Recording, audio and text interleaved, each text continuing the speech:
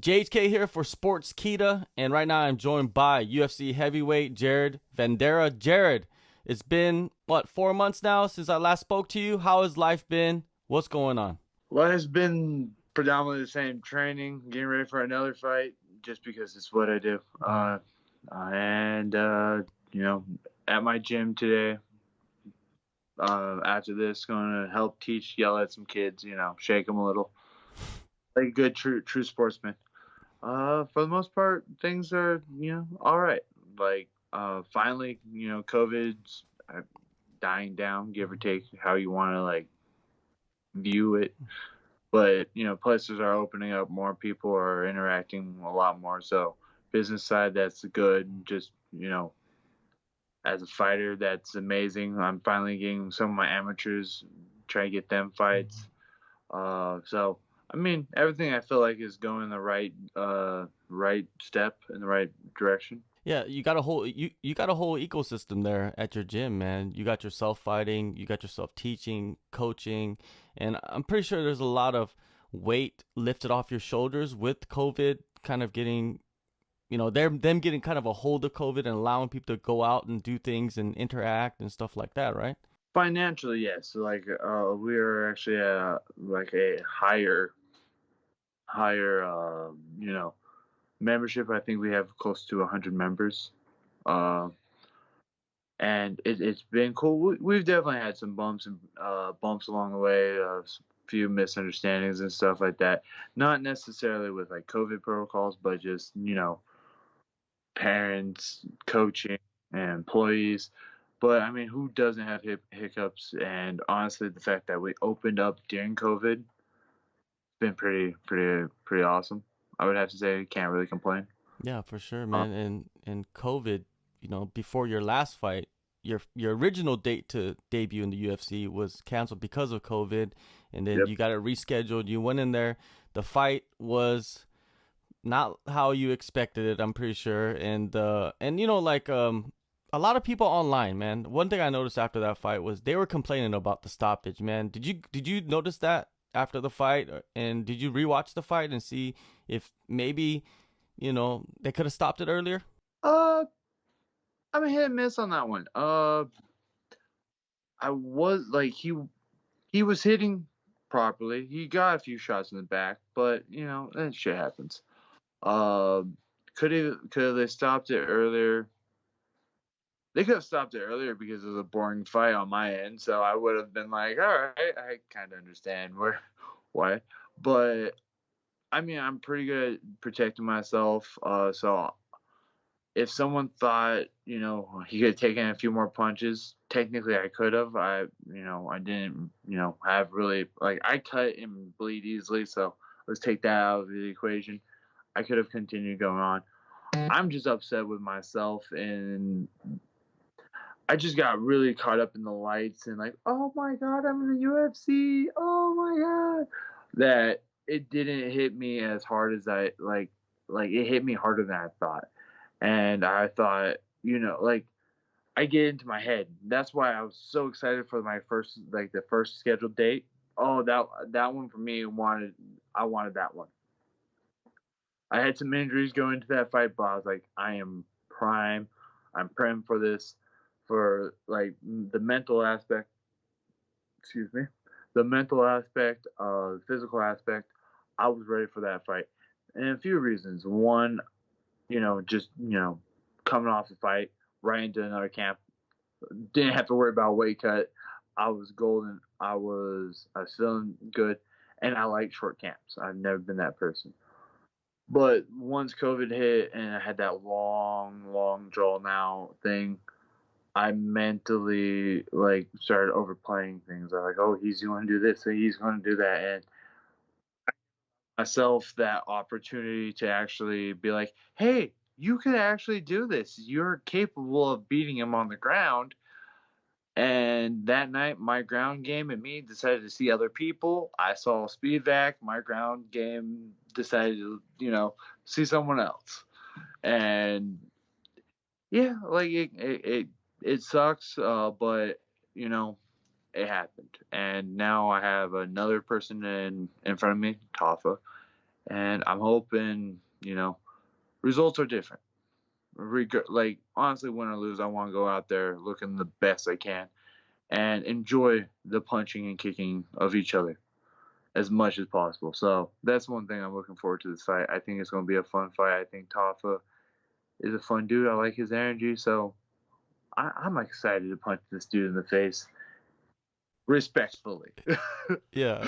I'm pretty sure he is too. You know what I mean? And yeah, this fight coming up versus Tafa, it's stylistically, it's a more exciting fight. You know what I mean? Yeah. For you guys, for both of you guys, it's not just one sided. You know what I mean? Like you guys are gonna go in there. He's not gonna wrestle unless he wrestled. I guess this whole camp. I doubt that that's the case because he's a striker. He wants to knock you out. You want to knock him out. What else can we say, right? Yeah.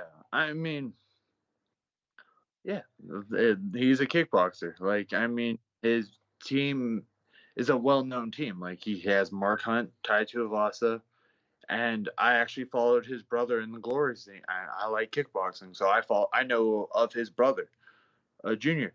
I'm like, they kickbox. And I mean, they're not like. I would be shocked if we're going and Tava shoots a double leg.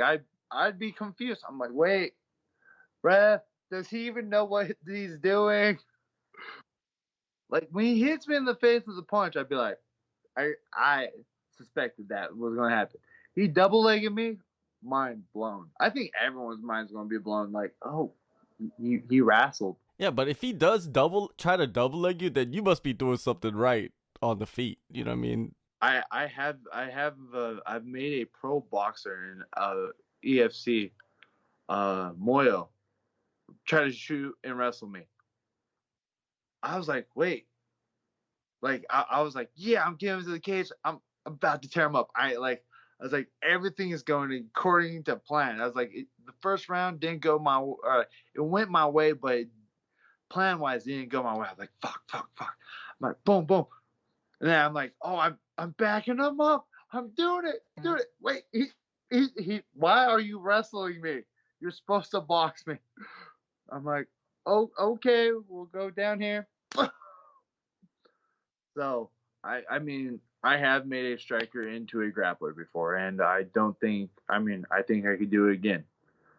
And, this time I'm hoping my ground game decides to, hang out with me for the fight, spend some time in the ring with me if I have to go and use it. And I mean, this is MMA. I'm not entirely going to be like, oh, I can't go to the ground ever. But I'm not, I don't shoot double legs. Plus, have you seen Tafa's leg? That is a big ass leg. Like if I grab that leg, hopefully he just goes down because he's big too. He's short. He's compact big. So I'm hoping it just goes. But I think it's going to be more of good exchanges, and I think it's going to be a fun fight. Yeah, no doubt, man. No doubt it's going to be a fun fight. Now, after your last fight, the damage you took, was it just visual? Like it was just cuts, you know what I mean? It wasn't nothing like huge. Like you weren't sitting there like I need to take some time off because it doesn't seem like it. You're fighting 3 months later. No, I had some swelling. I did find out though. Actually, I had more injuries leading into the fight than I actually did after the fight. They thought I broke my orbital in the fight because obviously I had cut here and here. So they're like, oh, you broke your orbital in the fight. Come to find out, no. Like I go in a week later to see another ENT. They're like, no, it's completely healed. Like you might have broke it leading into it, not. And I'm like, oh, okay, cool. I'm like, I guess it came in with a broken orbital or broken nose and a broken toe. I shattered the shit out of my toe going into that fight. Oh my god, that was stupid. Man, that's a lot. That's some serious stuff right there, man. You got bones and broken. It's not like sprained muscles or nothing like that, or like tightness in the back or something. That's some serious stuff. Yeah, no, I broke my toe literally I think a week or a month before the fight.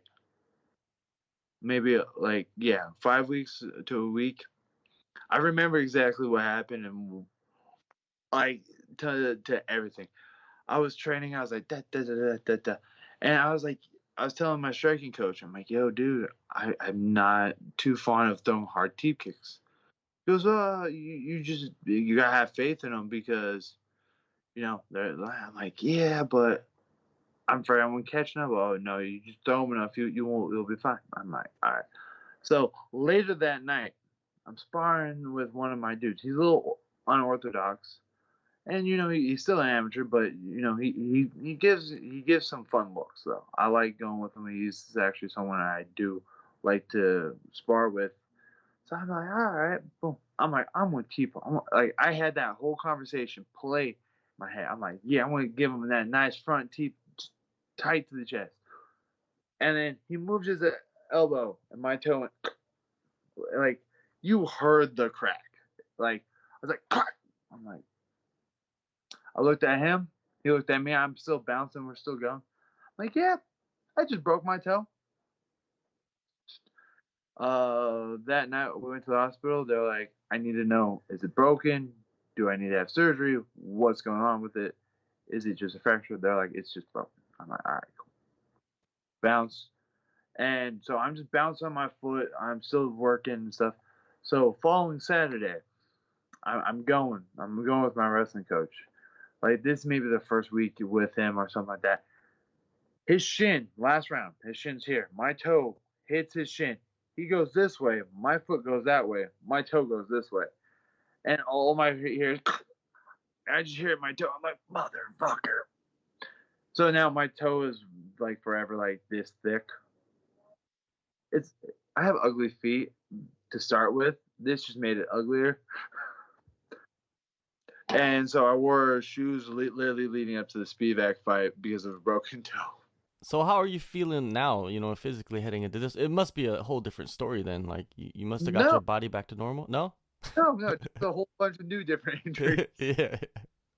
Like I had a stupid like nothing maybe as substantial as the last one, but one of the dumber injuries as I was I was running on the mats. I'm like, hey, Ashley or Laura, one of the female fighters. I don't quite remember. Like, hey, there's some puddles over there. So I'm trying to remember, and we're there. So we're doing all of our warm ups and rolls, and I see the puddle. I skip it, skip, not a big deal. They're like, run. Da, da, da, da. I slip on that shit, like, and I slide. I'm like, what the fuck? And then just I get up. I'm just like, this fucking hurts. All right, Joy. So I'm working around a new pain for a whole sparring session. I'm like, all right, I'm gonna have to fucking ice it. Ibuprofen, heat, sacrifice a baby, just something just to get rid of this pain. And sure enough, it eventually gone away. It's just like, damn, like I have to like worry about a new injury because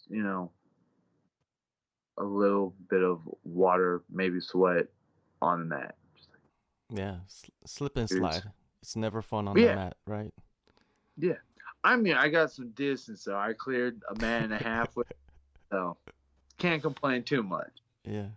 Well, like as a fighter, I think Anderson Silva just did an interview and he was talking about he might not fight MMA ever again because he says his body just can't handle the training. You know what I mean? And it puts it into perspective, man. When a guy like Anderson Silva tells you like mentally he's there, but it's just like, dude, my body can't handle just the preparations of a fight. How old is he? Like 45? Yeah. I mean, he kind of old. Yeah, he Like, is. most fairness, he kind of old. Like most football players can't get into their 40s without being like, my body can't handle it, and they take a few months off. Mm-hmm. Fighting, most people are like, all right, train, train. Yeah, you get those weird ones that are like, oh, I'm only going to train during camp. All right, good for you, weirdo. But like, I train year round, so it's like, though I do know after this fight, I'm trying to take like 2 to 3 solid weeks off.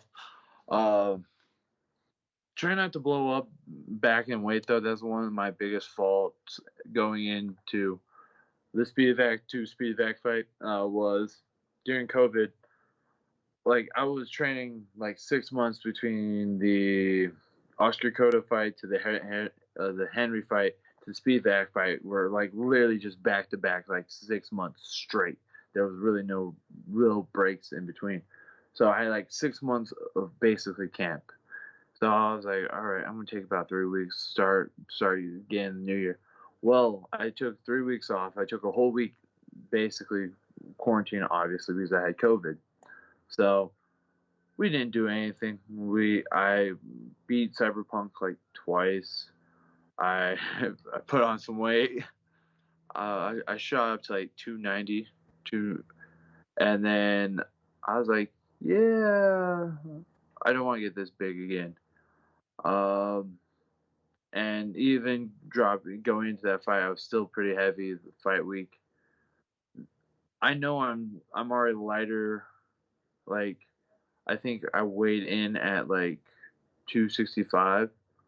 Like this morning I weighed in 274 after practice. I was like 268. I'm like, damn, I'm lighter this time around than I was 2 days before weigh-ins. So I know I'm on the right track. Making it a little bit easier going into this upcoming fight, not worrying so much about my weight. So it's I think another little factor that played a part. Definitely, But man. There's so many factors. Now, with this fight, Tafa, man, it's going to be exciting. Like, how do you expect yourself to get that first UFC victory, man? Because it's so important for every fighter. grab the kitchen sink and beat him over the head with it. Because he looks like a dude that could take a lot of shots. I watched the Carlos Lee fight. Like, I mean, that fight was a big fight. It was on a big card. So I was like, oh, all right. Like, dude, I'm like, oh, shit. Like, damn, stop. It was like, you hit each other a lot. And you're still standing. Like, I want to know what Castro hit him with to knock him out. Because I watched Carlos throw the kitchen sink at him, and he stood there. Castro just, boom. I think Tafa was running fast. That's the only thing that makes sense. He's running too fast. He slipped into that punch. I don't know. Well, man, it's going to be fun, man. This fight is going to be great. May 22nd, UFC Fight Night back in Las Vegas. Jared, appreciate the time, man. And yeah, good luck on the fight. And hopefully you guys go in there and bang it out and earn some extra money, man. Because I think this is the type of fight where you can earn some extra money. Yeah, but I was feeling good about that. Then I don't know if you saw the announcement maybe like a half hour ago or an hour ago that Ben Roswell is fighting Chris Barnett. Oh, yeah. I'm it's taking Chris a while to get to the UFC. I'm actually kind of glad. I always thought he was a really good, tough guy. He fucking does weird spinny shit, and he's fighting maybe the weirdest guy in the UFC. This should be a very interesting fight. I'm excited to see it.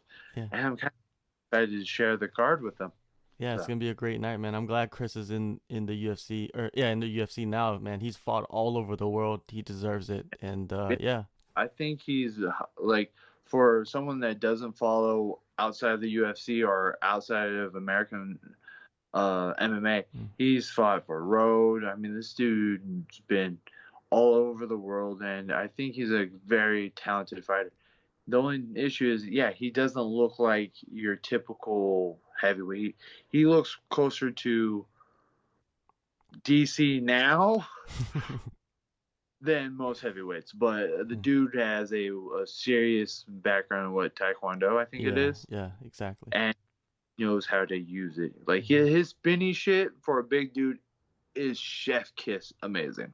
Yeah, man. Hopefully he gets to show that against Ben Rothwell. That boy's but Ben Rothwell's a big boy, man. He's a tall drink of water. He's weird. He's weird. Like he I don't know. Like I watch him, I'm like, it makes no sense, but okay. You just be weird, sir. Just do you.